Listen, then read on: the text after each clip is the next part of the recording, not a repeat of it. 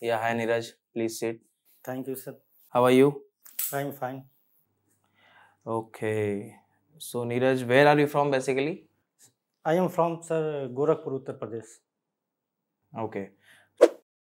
So let me start with your some introduction, right? And about your experience and about your family background, right? And about your certification knowledge, what's your skills, about what's your interest and all. So let's see. So tell me little bit describe about yourself. Myself, Neeraj Kumar Mishra. I belong from Gorakhpur, Uttar Pradesh. In my family background, my father is a farmer and my mother is a housewife. I have 3 sisters and 2 brothers in my family. And my educational background is I have did my graduation from DDU University Gorakhpur, BSc Mathematics, and after that I have completed my Master of Computer Application from BITS Meerut. And I have previous working in El Camino Software Gurgaon in a search engine optimization technique. Okay. And I have 2 year of experience in this field. In this only like SEO field or a digital marketing role? Digital marketing. In digital marketing field like SEO. Okay, okay. And any certification course, Neeraj, Yeah. you have done? Yeah, I have clear SEO certification From? from WS Tech. Okay. And what's your graduation of year? I have passed 2014. 2014. So little bit थोड़ा और describe करो आप आपके job experience के बारे में, जो आपका लास्ट प्रोफाइल था एज अ एसईओ जैसा आपने कहा, ठीक, उसके बारे में थोड़ा सा और डिटेल में बताइए कि लाइक आपका वहाँ पर वर्क क्या था, किस टाइप से आप वर्क करते थे, ठीक. In my previous experience, sir, I have done for previous work in my previous company. I have done lot of work from different clients. Such they have a website and we can do SEO technique perform, and especially I perform on page technique, off page techniques for that client. Okay. So basically, what's the difference between on page and off page? There are two different in SEO. There are two different techniques. On page is different techniques and off page is different techniques. Which comes under in on page technology में sir बहुत सारे अलग checklist होते हैं और of page technology में optimisation में अलग अलग चेकलिस्ट होते हैं, तो उन पे हम वर्क करते हैं डिफरेंट टाइप से. ओके. एक्चुअली मैंने पूछा आपसे नीरज कि ऑन पेज और ऑफ पेज में डिफरेंस क्या है. सर ऑन पेज में हम क्या करते हैं कि किसी भी जो हमारी वेबसाइट्स है उसके टाइटल्स, मेटा टैग, डिस्क्रिप्शन और कंटेंट के बारे में, और या फिर technical as a technical SEO भी हम परफॉर्म करते हैं ऑन पेज में ही, जो कि एक एसईओ की डिफरेंट टेक्निक है तीसरी, लेकिन वो टेक्निक हम टेक्निकल एसईओ ऑन पेज में ही करते हैं, जिससे कि वेबसाइट की स्पीड कैसी है इंक्रीज हो, मतलब, और उसका कंटेंट कैसा है, टाइटल कैसा है, डिस्क्रिप्शन, उसका Meta tag description, all tag description, सारे इमेज मतलब प्रॉपर है कि नहीं है, वो हम ऑन पेज टेक्निक में बेसिकली परफॉर्म करते हैं. एंड ऑफ पेज टेक्निक में हम बेसिकली फर्स्ट हमारा प्रायोरिटी होता है लिंक बिल्डिंग का. हम ऑफ पेज टेक्नोलॉजी में लिंक बिल्डिंग करते हैं और लिंक बिल्डिंग के साथ साथ हम डायरेक्टिव सबमिशन करते हैं, ब्लॉग पोस्टिंग करते हैं और इन्फ्लुएंस मार्केटिंग करते हैं. ये सारी टेक्निक हम परफॉर्म करते हैं बेसिकली ऑफ पेज टेक्निक में. अच्छा, ठीक है. इन दोनों में से बेटर कौन सा होता है अगर किसी वेबसाइट को रैंक कराना होता है तो? Sir both technology matter. ये टेक्नोलॉजी है या टेक्निक है? टेक्निक है, मतलब दोनों टेक्निक मैटर करती है सर. अगर किसी वेबसाइट को अगर सर्च इंजन रिजल्ट प्रोसेस में हमें टॉप पे लाना है, नहीं, ये मैंने आपकी बात मान ली कि दोनों चीज़ मैटर करती है, मगर मैं आपके लास्ट 2 साल का जो एक्सपीरियंस आपने बताया कि लाइक ऐसा एसईओ एग्जीक्यूटिव आपने वर्क करा है, तो अकॉर्डिंग टू योर एक्सपीरियंस, ठीक, ऑन पेज बेटर रहता है या ऑफ पेज बेटर रहता है? Sir on page is a technique जो हम क्या करते हैं, अगर हमारी वेबसाइट में कोई नया एड ऑन नहीं होता है पेज, तो वन टाइम परफॉर्म करते हैं. और ऑफ पेज की जो टेक्निक होती है वो कंटिन्यूसली डेली बेसिस पे हमारी चलती रहती है, उस साइट को search engine process result process में हायर रैंक पे लाने के लिए. चलिए ठीक है. अब मैं ऑन पेज की अगर बात करूं आपसे, तो अब जैसा आपने बोला कि उसके अंदर टेक्निकल एसईओ आप करते हैं, ठीक है, फिर आपका कैनोनिकल हो गया, यूआरएल टेक्स्ट हो गया, robot.txt हो, ये सब हो गया आपका, ठीक। अब इसके अंदर मैं आपसे पूछूं कि आपको वर्डप्रेस का नॉलेज है वैसे? Yes sir, little bit knowledge है, बहुत ज़्यादा डीप में नहीं है लेकिन लिटिल बिट नॉलेज है सर। अगर कोई वर्डप्रेस की वेबसाइट है, ठीक, अगर उसका अपन को एसईओ करना है, ठीक, ऑन पेज करना है, ठीक, तो आप कौन से प्लगइन का यूज करेंगे, पहली चीज। दूसरी चीज, उसका ऑन पेज में आप क्या क्या एनालाइज करेंगे, मतलब उसकी प्रॉपरली रिपोर्टिंग क्या निकालेंगे उस प्लगइन से? Sir for the WordPress website के लिए एक योस्ट एसईओ का टूल आता है, जो कि एसईओ ऑप्टिमाइजेशन के लिए हम वो प्लगइन यूज करते हैं वर्डप्रेस की वेबसाइट में, जो फ्री ऑफ कॉस्ट होता है। और अच्छा, फ्री ऑफ कॉस्ट होता है? फ्री ऑफ कॉस्ट मतलब वो मतलब प्लगइन है, मतलब अवेलेबल वर्डप्रेस करवाती है, उसके कोई पैसे नहीं चार्ज करते हैं, वो प्लगइन हम इंस्टॉल करते हैं। ओके, अच्छे ऑप्टिमाइज अपने उस वेबसाइट तो वो प्रीमियम प्लगइन है या फ्री है? नहीं, फ्री है सर। प्रीमियम प्लगइन भी आते हैं लेकिन वो एक्चुअली वो एसईओ फ्री होता है। फ्री होता है, ओके, ठीक है। एक्चुअली वो फ्री नहीं होता है, उसमें कुछ फीचर्स होते हैं, ठीक, वो फीचर्स जो अवेलेबल होते हैं प्रीमियम फीचर्स, उसके लिए आपको प्रीमियम बाय करना पड़ता है, ठीक। चलिए, ठीक है। अब उसको ऑप्टिमाइज कैसे करेंगे आप उस प्लगइन के थ्रू? किसी वेबसाइट का अगर आपको ऑन पेज रिपोर्ट निकालना है, इसका हुआ है या नहीं हुआ है, कितना हुआ है, क्या इंप्रूवमेंट करना है, उसका एक स्ट्रक्चर रेडी करना है आपको एसईओ का, 15 दिन का, 1 महीने का, तो आप कैसे करेंगे केवल ऑन पेज के लिए? सर सबसे पहले हम स्ट्रेटजी बनाएंगे कि हमने जो काम किया है उस अपने वेबसाइट के लिए, ऑन पेज के लिए बेसिकली, कि हमने क्या टाइटल्स रखा है, मेटा उसका डिस्क्रिप्शन क्या रखा है, कैनोनिकल टैग क्या किया है, इमेज अल्टेक्स प्रॉपर उसका है कि नहीं है। तो ये चीज़ हम क्या करेंगे कि एक एनालिटिक टूल होता है, उससे हम, उस टूल का नाम क्या है? Google analytics. गूगल एनालिटिक्स के थ्रू आप देखेंगे। अगर मान लीजिए गूगल एनालिटिक्स से आपकी वेबसाइट सिंक्रोनाइज ही नहीं है, फिर उसके बाद आप क्या करोगे? आपका है नहीं सिंक्रोनाइज। सर तो पहले उसको गूगल एनालिटिक्स सिंक्रोनाइज करेंगे अपनी वेबसाइट में, जैसे वो चीज़ गूगल एनालिटिक टूल का हम यूज़ करेंगे, ऑलरेडी उसको लगाएंगे पहले अपनी वेबसाइट में, जिससे कि हमारी पर डेली एक्टिविटी जो परफॉर्म हो रही है साइट पे, कि क्या बाउंस रेट है, कि क्या एक्टिविटी हो रही है, कितने, वो तो एक अलग चीज़ हो गई नीरज, ठीक है। आपने गूगल एनालिटिक्स पे वेबसाइट को लिंक करा, आपके पास ट्रैफिक आया, ठीक, उसके बाद आप रिपोर्टिंग करोगे, ठीक है। मान लीजिए किसी वेबसाइट का गूगल एनालिटिक्स सेटअप ही नहीं है, ठीक है, सेटअप ही नहीं है, आप सेटअप करोगे फिर ट्रैफिक आएगा, उसके बाद आप करोगे नहीं, क्लाइंट को तो पहले बताना है, तो उसके लिए आप क्या करोगे?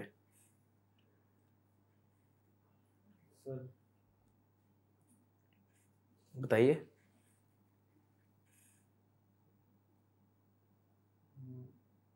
आप क्वेश्चन समझ पाए मेरा? Yes sir. ठीक है, तो आप बताइए, सोचिए और बताइए आप कैसे करेंगे। Sir it take little bit time.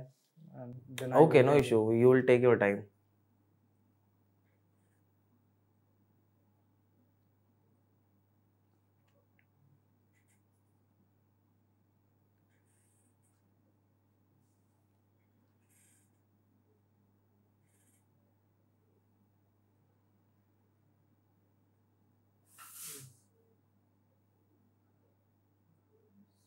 Sir page rank is a factor. Page rank मतलब पेज रैंक क्या? कि जो वेबसाइट है उसकी क्या डोमेन अथॉरिटी है, क्या पेज रैंक है। हाँ, आपको DAPA चेक करना है, ये भी आपका ऑन पेज के अंदर आता है, ठीक है। उसका मेटा टैग क्या है, डिस्क्रिप्शन क्या है, ठीक है, वो सारी चीज़ आपको चेक करनी है, ठीक। तो वो आप कैसे करेंगे? आपका एनालिटिक्स सेटअप ही नहीं है, आपकी वो वेबसाइट पूरी फ्रेश है, 3-4 महीने की क्लाइंट ने किसी और से काम करा लिया, अब आपको चेक करना है कि उन्होंने काम करा नहीं करा। एनालिटिक्स आपका सेटअप ही नहीं है। एनालिटिक्स के अलावा कुछ अल्टरनेट ऑप्शन क्या है, कुछ लाइक अदर टूल्स आप क्या यूज़ करोगे? Other tools sir I don't know. अच्छा, ठीक है। एसईओ का जैसे आपने बताया कि आपको 2 साल का एक्सपीरियंस है, ठीक, तो आपने किस किस टूल पे काम करा है?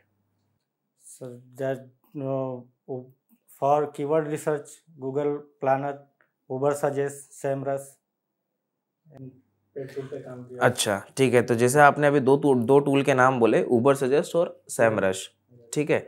क्या इन दोनों टूल पे आप ऑन पेज का फैक्टर नहीं निकाल सकते? डेफिनेटली सर निकाल सकते हैं। ये आपका जवाब था लास्ट क्वेश्चन का। फिर आपको टूल का नाम लेना था कि इससे हम निकाल सकते थे अगर गूगल एनालिटिक्स सेटअप नहीं है तो। ठीक है, आप ऑन पेज ऑफ पेज दोनों का आप कर सकते हो। ये भी टूल है, बहुत सारे से आप टूल आ गए हैं। ठीक है, SEM है, मॉज है, ठीक है, बहुत सारे आ गए, उसके थ्रू आप इजीली निकाल सकते हो। अब कोई टिपिकल काम नहीं है इतना। ठीक है, बैकलिंक के बारे में कितना जानते हैं आप? सर बैकलिंक बेसिकली बैकलिंक जो होता है हमारी वेबसाइट पे बहुत ज़्यादा फैक्टर करता है अगर हम अपनी वेबसाइट को रैंकिंग में लाना चाहते हो, और जो कि अगर जो गुड बैकलिंक है जो कि हमें खुद बैकलिंक क्रिएट करती है। बैकलिंक एक ऑफ पेज का मेजर फैक्टर होता है। कितने टाइप से होती है backlink? Backlink sir different type से होती है, जैसे कि ब्लॉग पोस्टिंग के थ्रू भी होती है। आप नाम बताइए मुझको, टाइप्स कितने टाइप्स की होती है? डिफरेंट टाइप्स, ओके ठीक है, बट कितने टाइप से होती है? सर ये तो या तो वो फिर डू फॉलो होगी या फिर नो फॉलो होगी। दोनों मान लीजिए आप। ठीक है, दोनों काउंट करके आप बता दो, कोई इशू नहीं है। टाइप्स क्या होते हैं बैकलिंक के? जैसे डायरेक्टरी सबमिशन हो गया, बुक मार्किंग हो गया, इस टाइप से कितने टाइप्स होते हैं बैकलिंक के? Sir 5 directory submission, book marking होता है, फिर गेट पोस्ट ब्लॉक होता है, न्यूज़ पब्लिसिटर होता है, इन्फ्लुएंस मार्केटिंग भी एक तरह से बैकलिंक के लिए, मतलब उसमें इन्फ्लुएंसर मार्केटिंग आपका बैकलिंक के लिए यूज होता सर, है? मतलब ऑफ पेज की टेक्निक है, बैकलिंक के लिए इसको नहीं यूज करते हैं। सॉरी, टेक्निक अलग हो गई, हम टाइप्स पूछ रहे हैं आपसे। सर तो ये बेसिकली 5 तरह की होती है। नाम बताइए। Sir social bookmarking, directory submission, blog post, news publisher, and फिर do follow no follow link जो हम क्रिएट करते हैं। रेसिप्रोकल लिंक भी एक होता है। अच्छा ठीक है, ठीक है। अब मुझको आप नीरज एक चीज़ बताइएगा कि अगर मैं आपके पास कोई क्लाइंट आया, ठीक है, और वो पूरा फ्रेश क्लाइंट है, ठीक है, उसका अभी नया नया वेबसाइट बना है, ठीक है, तो उसकी स्टार्टिंग आप SEO में कैसे करेंगे और कितने टाइम में आप उसको बोल सकते हैं कि लाइक हम 90 डेज में, ठीक है, 4 महीने में, 4 मंथ में, 3 मंथ्स में हम आपकी वेबसाइट को रैंक पे लेके आ जाएंगे? तो उसका आपका 5-6 स्टेप्स या क्या कितने स्टेप्स में आप लाइक इसको आप बताएंगे? सर सबसे पहले कि हम उस जो भी क्लाइंट हमारा है और जिस टाइप की उसकी वेबसाइट है उसकी नीश क्या है वो डिसाइड करेंगे फर्स्ट थिंग। ठीक है, उसके बाद से नीश डिसाइड करने के बाद से उस नीश से रिलेटेड कितने हमारे कंपटीटर हैं, कॉम्पिटिटर जो कि टॉप पे ऑलरेडी चल रहे हैं, उनकी एनालिसिस करेंगे। दूसरी टेक्निक देन कि अब उसके रिगार्डिंग, मतलब जो हमारे उस नीश से रिलेटेड कंपटीटर जो ऑलरेडी रैंक कर रहे हैं, उन्होंने क्या क्या टेक्निक अपनाई है जो कि हमारे क्लाइंट ने नहीं किया है, उस टेक्निक को हम फॉलो करेंगे। देन कि उसका पूरा ऑन पेज से लेके बैक लिंकिंग, उन्होंने कहाँ कहाँ बैक लिंक जहाँ जहाँ उन्होंने बनाया है, जो कंपटीटर है उस नीश से, हम भी वहीं पे जाएंगे कि हम भी वहाँ पे बैक लिंक बेसिकली क्रिएट करें, हमारा ऑन पेज प्रॉपर करेंगे, देन ऑफ पेज पे बैक लिंक उसका क्रिएट करेंगे, और कोशिश करेंगे कि सर ये जो प्रोसेस होता है 90 डेज में, मिनिमम 90 डेज में। SEO एक रेगुलर प्रोसेस है सर, हम ये कमिट नहीं कर सकते कि 1 महीने 2 महीने में हम टॉप पे या हायर रैंक पे आ जाएंगे। हम एक गोल डिसाइड कर सकते हैं कि आफ्टर 3 मंथ्स कि हम कहीं ना कहीं गूगल के पेज में, सर्च इंजन में एक टॉप रैंक करेंगे, अगर ये रेगुलर बेस पे हम करते हैं तो। अच्छा ठीक है, इसमें आपने एक चीज़ 5 पॉइंट तो आपने बोल दिया। पहला आपने बोला निश, दूसरा आपने बोला कॉम्पिटिटर, तीसरा आपने बोला टेक्निक, फोर्थ आपने बोला on page of page. Sir जिसमें कीवर्ड रिसर्च और ये सारी चीज़ें आ जाती हैं कि कीवर्ड रिसर्च किस पॉइंट में?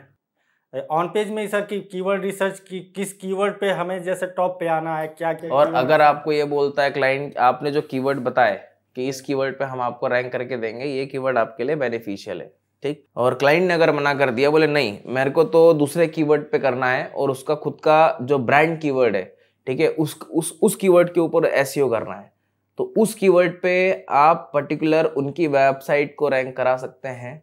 यस सर, पहले तो हम ये देखेंगे वो कीवर्ड डेंसिटी कीवर्ड की कितनी है, कितने सर्चेज हो रहे हैं, और मतलब उसका वॉल्यूम ट्रैफिक कितना है, और मतलब कि आपको तो ब्रांड कीवर्ड है ना, मान लीजिए कि आप ही है, ठीक है, जैसे मान लीजिए दुकान है लाइक नीरज लाइक कॉफी, ठीक है, नीरज कॉफी शॉप है, ठीक है, तो आपको तो नीरज कॉफी शॉप ये आपका एक कीवर्ड है, ठीक है, इस कीवर्ड पे आपको रैंक कराना है और उस कीवर्ड की डेंसिटी, वॉल्यूम, सर्च वॉल्यूम सब 0 है, तो आप कैसे करेंगे?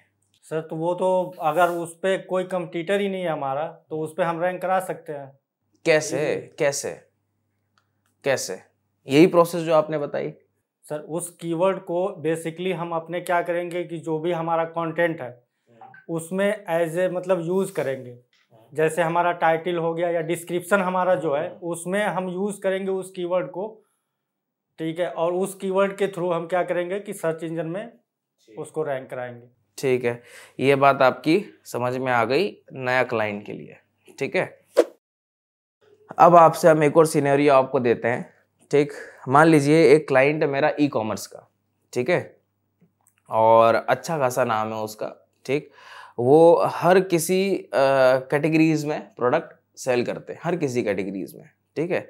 अगर मुझको ई कॉमर्स क्लाइंट का एसईओ करना है, ई कॉमर्स ब्रांड का मेरे को एसईओ करना है, ई कॉमर्स वेबसाइट का मुझको एसईओ करना है, ठीक, तो उसकी आपकी प्लानिंग कैसी होगी और उसका ड्यूरेशन क्या होगा?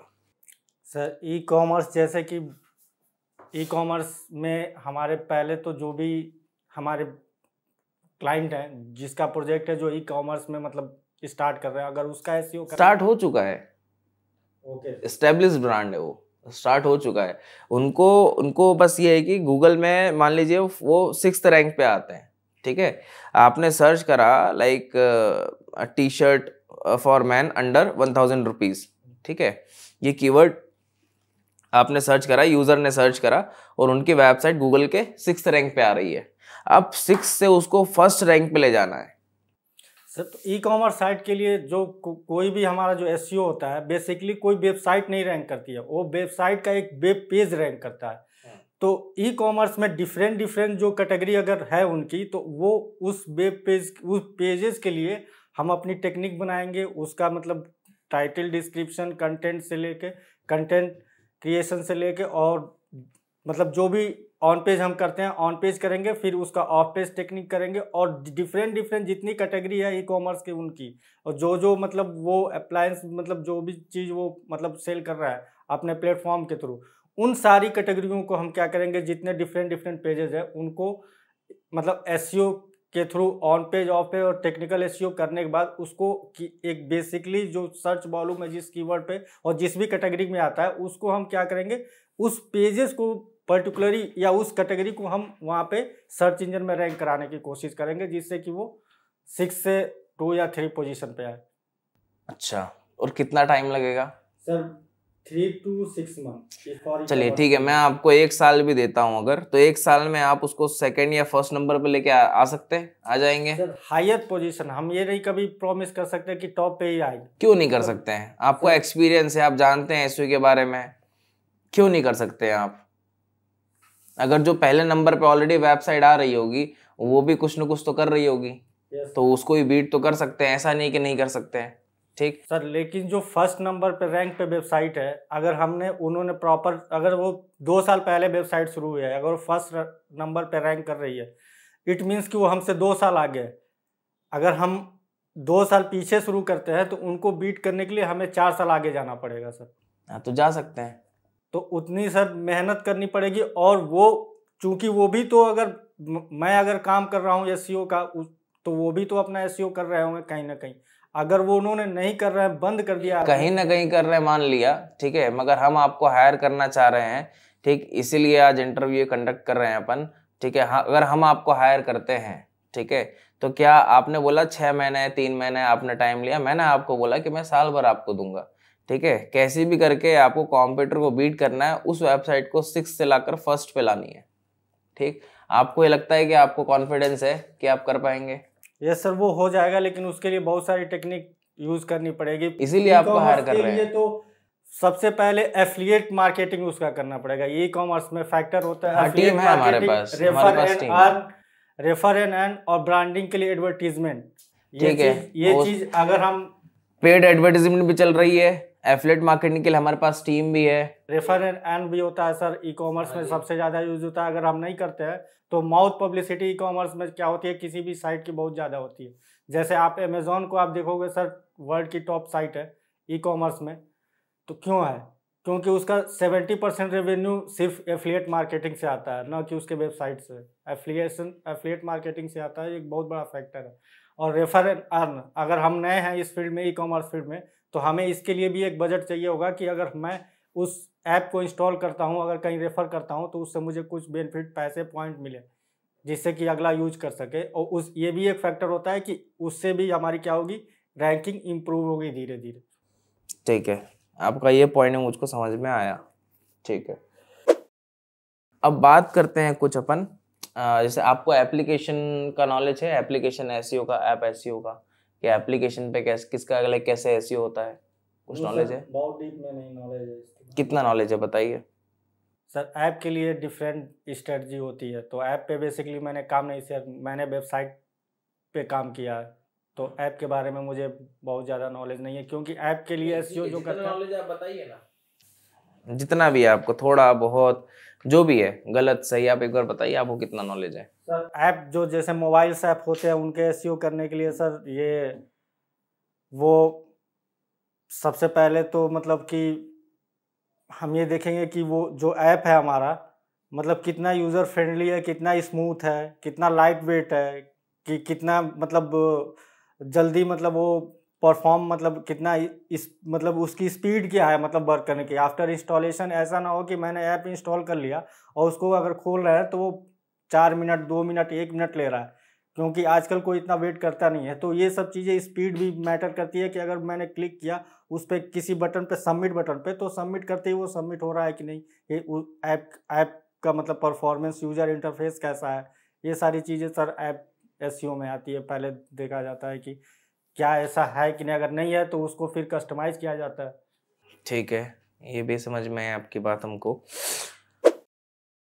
अब जैसे अभी बैकलिंक की बात हो रही थी, ठीक, तो उसमें मुझको एक और क्वेश्चन आया है कि मार्केट में क्या है कि कई सारी बैकलिंक पेड भी होती है, ठीक, और बनाई भी जाती है। कई सारी ऐसी वेबसाइट्स हैं जहाँ पर अपन बैकलिंक खरीदते भी हैं, ठीक, और जो एम्प्लॉयज़ होते हैं वो बनाते भी हैं, ठीक। तो दोनों में से बेटर कौन सी होती है, या बाहर से मार्केट से खरीदें, या फिर आप लाइक एम्प्लॉयज से आप बैकलिंक बनवाएं? नहीं सर, सबसे बड़ी बात बैकलिंक की होती है कि बेसिकली हम ये देखते हैं कि जो बैकलिंक हम क्रिएट कर रहे हैं, वो क्रिएट कहाँ से कर रहा है। जिनविन, वो जिनविन ब्रोकन बैकलिंक तो नहीं है, मतलब स्पैमिंग बैकलिंक भी आजकल मार्केट में बहुत सारी हैं, जिससे हम अगर यूज करते हैं उसको तो हमारा फायदा ना होकर नुकसान उल्टा हो जाता है। तो बेसिकली बैकलिंक बनाने का प्रोसेस ये होता है कि हमें ये देखना होता है कि जो हम बैकलिंक क्रिएट कर रहे हैं वो एक्चुअली कहाँ से कर रहे हैं, वो जिस साइट से हम कर रहे हैं उसका पेज अथॉरिटी क्या है, डोमेन अथॉरिटी क्या है, उसकी रैंकिंग गूगल में क्या है। तो ये चीज़ मैटर करता है। ये कि ना कि अगर हम 10,000 बैकलिंक अगर मैं बना लूँ और जहाँ से मैंने बैकलिंक बनाया है वो स्पैमिंग बैकलिंक हो, तो इसका कोई मतलब नहीं होता है। जबकि मैं 1510 ही बैकलिंक, अगर मेरे गुड अच्छे बैकलिंक्स होंगे, जिन्विन बैकलिंक होंगे, तो उसका फायदा मुझे मिलेगा। ठीक है, मतलब कुल मिला के आपका कहने का मतलब है कि बैकलिंक के नंबर्स न गिने जाए, ठीक है, ये है कि क्वालिटी बैकलिंक्स को देखा जाए, क्वांटिटी बैकलिंक पे ना जाए। अच्छा, ठीक है। ब्लैक हेड के बारे में कुछ जानते हैं आप? ब्लैक हेड क्या होता है? ठीक है, वो करना अच्छा होता है? No sir. क्यों सर? ब्लैक हेड एक टेक्निक है। जैसे हम बोल सकते हैं कि अगर हमारी कोई नई वेबसाइट है, उसको हमको इंस्टेंट रैंक कराना है गूगल में, तो वो क्या होता है कि वाइट हैट और ग्रे हैट, इन दोनों को मिला के एक स्पैमिंग, उसमें जैसे कि स्टफिंग या स्पैमिंग करते हैं, वो ब्लैक हेड टेक्निक होती है सर। तो ब्लैक हेड में क्या करते हैं कि हमने कंटेंट कुछ और लिखा, कीवर्ड स्टफिंग उसमें अननेसेसरी कर दी। तो शुरू में क्या होता है कि शुरू में गूगल, अगर मेरी साइट नहीं है तो गूगल को भी, एल्गोरिथम को भी समझने में टाइम लगता है कि ये साइट किस चीज़ की है, किस चीज़ पे रैंक करता है। तो हमने इतनी सारी डिफरेंट जो कीवर्ड स्टफिंग हम कर देते हैं तो क्या होता है कि एक बार को वो चीज़ें रैंक करने लगती हैं, लेकिन जैसे ही अब तो गूगल का एल्गोरिथम इतना अपडेट हो चुका है, उसके एल्गोरिथम को ये चीज़ पता लगता है तो ये तो चीज़ जो जिस चीज़ की वेबसाइट है उससे रिलेटेड तो है नहीं है। और ये ज़्यादातर होता है सर कि मैं आपको बता दूं, ये जितनी मूवी की साइटें हैं ब्रोकन लिंक से डाउनलोड करते हैं, पोर्न साइट हैं, इन सब में ब्लैक हेड टेक्निक का यूज़ किया जाता है। इनको इससे मतलब नहीं होता है कि अगर कहीं से हमको डाउनलोड करना है तो उनको माउथ पब्लिसिटी की जरूरत होती है। ये नहीं कि उनको एक बार रैंकिंग में आ गया, लोगों को पता चल गया, वो गूगल ब्लॉक भी कर देगा उसको तो कोई दिक्कत नहीं है, उसकी साइट चलती रहती है। तो अगर हम जेन्युइन प्रोसेस के लिए करते हैं तो ब्लैक हेड टेक्निक को हमेशा अवॉइड करना चाहिए, क्योंकि अगर हमारा लॉन्ग टर्म बिजनेस का प्रोसेस है, अगर हम लॉन्ग टर्म बिजनेस करना चाहते हैं तो ब्लैक हेड टेक्निक को मेरे हिसाब से सर अवॉइड करना चाहिए, नहीं करना चाहिए। ठीक है, चलिए ये भी मान लेते हैं आपकी बात हम। अच्छा, अगर मेरी कोई नई वेबसाइट है, ठीक है, अगर मुझको गूगल को इन्फॉर्म करना है कि भैया अब ये भी एक कंपनी आ गई है, ये भी एक वेबसाइट है, ये भी एक वेब पेज है XYZ, तो उसका प्रोसेस क्या होगा? गूगल को इन्फॉर्म करना है, उसको बताना है कि ये भी एक वेबसाइट आ चुकी है। सर तो सब सर्च इंजन में तो सबसे पहले तो सर हमें एक मतलब डोमेन नेम लेना होगा, उसके बाद उसकी होस्टिंग करनी पड़ेगी, तब जाके मतलब जब वो प्रॉपर अगर। अच्छा, होस्टिंग का भी कुछ फर्क पड़ता है SEO में? यस सर, जाहिर सी बात है, अगर होस्टिंग का अगर फर्क ऐसे पड़ता है, हमारी साइट है तो स्पेस कितना है, जैसे सर अगर मोबाइल में हमारा 16 GB का स्टोरेज है और उसमें हम 18 GB के अगर कोई वर्क टास्क परफॉर्म करना चाहें तो डेफिनेटली वो चीज़ें नहीं होंगी। तो क्या होता है कि सर हमारे पहले तो हमारा वेबसाइट किस तरह का है और कितना मतलब क्या स्पेस, मतलब कितना स्पेस इसके लिए सही होगा, ये डिसाइड करना होता है, जिससे कि वेबसाइट की स्पीड हमेशा बनी रहे और फास्ट चले वो। तो होस्टिंग में भी एक फैक्टर है सर, अगर हमने उस तरह की होस्टिंग नहीं ली है तो वो क्या करेगा कि वो हमेशा डाउन ही रहेगा और यूज़र इंटरफेस उसका अच्छा नहीं होगा, परफॉर्मेंस अच्छा नहीं होगा, सर्च इंजन में मतलब वो। अच्छा ठीक है, उसके बाद आप क्या करेंगे? आपने डोमेन ले लिया, आपने होस्टिंग ले ली, फिर तो डोमेन होस्टिंग लेने के बाद से हमारी वेबसाइट रजिस्टर हो गई गूगल पे। तो गूगल पे रजिस्टर होते ही, डोमेन और होस्टिंग लेते ही जब मैंने वेबसाइट को लाइव कर दिया तो गूगल को पता चल गया कि ये चीज़ें एक वेबसाइट आई है। तो गूगल क्या करेगा कि हमारे कंटेंट को जितने हैं वो उसके क्राउलर्स क्या करेंगे, अपने मतलब जो वेबसाइट है कि अब ये गूगल का काम है कि हमारी वेबसाइट जिस नीश से रिलेटेड होगी उसको इंडेक्सिंग करना, क्रॉल करना, इंडेक्सिंग करना, फिर अपने उसको। तो वो मतलब कहने का मतलब ये है कि आपने डोमेन खरीद लिया, आपने होस्टिंग खरीद ली, आपकी वेबसाइट बन गई, आपने वेबसाइट को लाइव कर दिया, सबमिट कर दिया, तो फिर उसके बाद वो गूगल की जवाबदारी होती है कि वो क्रॉलिंग करेगा, सब चीज़ करेगा। ठीक है, तो मतलब आपका कहने का मतलब ये है कि जो गूगल सर्च कंसोल होता है, ठीक है, उसका कुछ काम नहीं है। फिर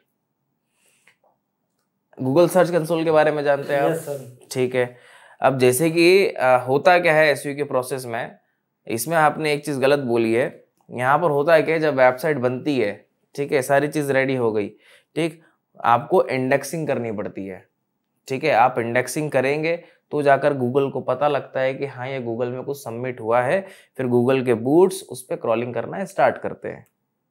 ठीक है, गूगल ऑटोमेटिक इंडेक्सिंग नहीं करता है, ऑटोमेटिक क्रॉलिंग नहीं करता है जब तक आप उसको बोलेंगे नहीं। ये सब पहले फर्स्ट हमें करना होता है सर। हाँ, तो वो सर्च कंसोल का प्रोसेस होता है। ठीक है, साइट मैप के बारे में क्या, साइट मैप का कुछ इंपॉर्टेंट है इसके अंदर?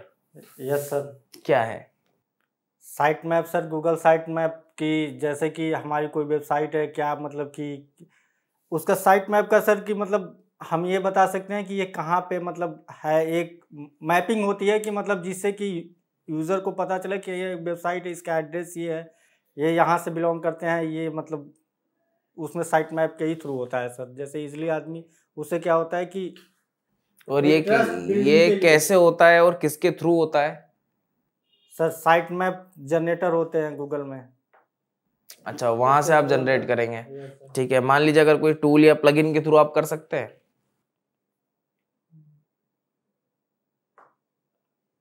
तो टूल ही प्लगइन तो प्रोवाइड कराता है सर, साइट मैप जनरेटर पे जाएंगे तो वो तो नहीं, आपका कहना ये है गूगल पे कई सारे जनरेटर होते हैं जो साइट मैप को या एक्सएमएल को जनरेट करते हैं, ठीक। मगर ये मेरा कहना है कि अगर आपकी वेबसाइट वर्डप्रेस पे अगर बनी है तो उस पे मान लीजिए योस्ट एसईओ मान लीजिए आपका, ठीक है, योस्ट एसईओ प्लगइन है, क्या वो जो योस्ट एसईओ प्लगइन है वो जनरेट कर सकता है आपका साइट मैप? Yes sir.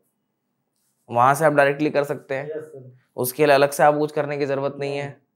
अच्छा, ठीक है। robo.txt सर robo.txt एक जैसे ये भी एक रूट फाइल होती है जो कि जिसमें हम क्या करते हैं कि हमारे अगर वेबसाइट में 100 पेज है, जाहिर सी बात है अगर कोई मेरा वेलकम पेज ऐसा अननेसेसरी कोई पेज है जिसको हम क्रॉल नहीं कराना चाहते हैं, तो robo.txt उसके रूट फाइल में जाके हम क्या कर सकते हैं, गूगल के बोर्ड को अलाउ या डिसअलाउ कर सकते हैं कि आप इस पेज को क्रॉल करोगे कि नहीं करोगे। जिससे क्या होगा कि हमारी जो टाइम होती है, टाइम मैनेजमेंट वो इंक्रीज करने के लिए कि क्रॉलर जो जितने इंपॉर्टेंट पेज है पहले हम ये चाहते हैं कि वो उसको क्रॉल करे और इंडेक्स करे। अच्छा, ठीक है। क्योंकि गूगल का जो क्रॉलर होता है उसका क्रॉल बजट होता है सर, क्रॉल टाइमिंग एक होती है, तो उतने टाइमिंग के अंदर ही हमारे पेजेस को मतलब वो क्रॉल करता है। तो इस वजह से वहाँ पे अलाउ और डिसअलाउ कर सकते हैं कि आप उसको प्रायोरिटी दे सकते हैं कि इसको आपको नहीं क्रॉल करना है, इसको करना है। ठीक है। अब इसमें एक और क्वेश्चन मेरा आखिरी ये उठता है कि जो कैनोनिकल यूआरएल होता है, ठीक है, वो किस टेक्निक के अंदर आता है एसईओ के अंदर? किस टेक्निक सर? वो ऑन पेज टेक्निक के अंदर आता है कैनोनिकल। ऑन पेज के अंदर आता है या उसको टेक्निकल एसईओ भी कह सकते हो आप? टेक्निकल एक तरह से टेक्निकल एसईओ भी कह सकते हैं सर कि मतलब वो टेक्निकल एसईओ ही, मतलब टेक्निकल एसईओ वैसे बेसिकली हम कहेंगे तो सर एसईओ दो ही टाइप के होते हैं, लेकिन तीसरा टेक्निकल एसईओ है वो ऑन पेज का ही एक पार्ट होता है जिसे हम, ठीक है ना, वो तो हम टेक्निकल एसईओ के कैनोनिकल टेक्निकल एसईओ के अंदर हम कह सकते हैं सर वो टेक्निकल। अगर मुझको कैनोनिकल लिंक अगर चेक करना है, ठीक है, तो उसके कोई साइट वगैरह जानते हैं आप? कैनोनिकल लिंक, हाँ, ये मुझको चेक करना है किसी भी वेबसाइट का, तो आप जानते हैं कैसे ऐसा कौन सी वेबसाइट है जिसके थ्रू आप चेक कर सकते हैं? No sir, I don't know. अच्छा, ठीक है, हम आपको एक वेबसाइट बता देते हैं, ठीक है, sitechecker.pro करके एक वेबसाइट है, ठीक, वहाँ से आप चेक कर सकते हो कि कैनोनिकल लिंक कितनी बनी है किसी वेबसाइट की, वहाँ से आप इजीली चेक कर सकते हैं, ठीक है। ठीक है, बाकी सब तो आपका नॉलेज ठीक है एसईओ के रिगार्डिंग। आपका लास्ट सीटीसी क्या था? सर लास्ट सीटीसी मेरी 20,000। इसमें ये इन हैंड में आपको मिलता था या फिर कुछ पीएफ वगैरह आपका डिडक्ट होता था? वो इन हैंड 20,000 थी और जो मेरा पैकेज था वो 3 लाख का था। सीटीसी 3 लाख की थी और इन हैंड। और आप क्या एक्सपेक्ट करते हैं? Sir as per base industry norms. नहीं, वो ठीक है, इंडस्ट्री नॉर्म्स तो ठीक है, but like according to you, according to your knowledge, according to your experience, like आपका एक रेशो होगा, लाइक आपको कितना इंक्रीमेंट चाहिए, right? Sir between 4 to 5 lakhs। 4 to 5 lakh, okay, ठीक है। ठीक है नरेश, आपको कुछ क्वेश्चंस पूछना है तो आप पूछ लीजिए मुझसे, कुछ डाउट्स हो आपको किसी भी टाइप का तो आप पूछ लीजिए मुझसे। ठीक है Neeraj, thank you so much for your giving your precious time. Nice to meet you, and we'll let you know, we'll confirm within 1 or 2 days interviews are going on. ठीक, आपको इन्फॉर्म कर दिया जाएगा, ठीक है। Thank you so much Neeraj, thank you.